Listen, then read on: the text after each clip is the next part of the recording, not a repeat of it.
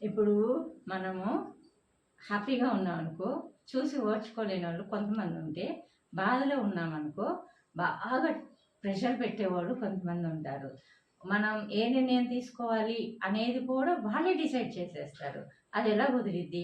ఇప్పుడు అంత డిసైడ్ చేసేవాళ్ళు వాళ్ళ మీద ఎవరైనా పెత్తనం చేస్తే మాత్రం అస్సలు ఒప్పుకోరు.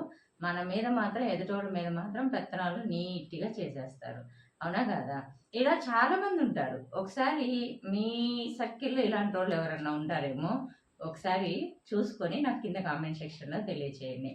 అండ్ ఇంకొకటేంటంటే మనం సలహాలు మాత్రమే ఇవ్వాలి.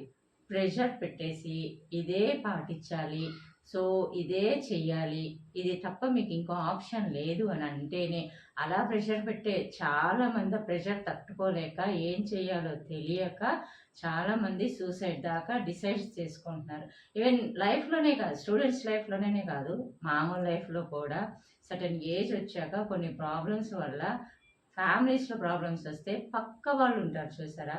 వీళ్ళందరూ మన వెల్ విషర్సే, తప్పేం కాదు. వాళ్ళు చెప్పేది కూడా మన మంచికే. కానీ తీసుకో నిర్ణయం తీసుకో అని చెప్పేసి ఒక ప్రెషర్ ఉంటది చూసారా? అది హ్యాండిల్ చేయడం అందరికీ రాదు.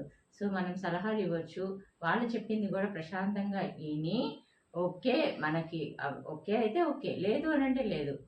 నా మాట తీసేశారు అనేసంటే ఎవరేం చేయలేరు. అవతల వాళ్ళయి కూడా లైఫ్‌లే కదా! ఏమంటారు?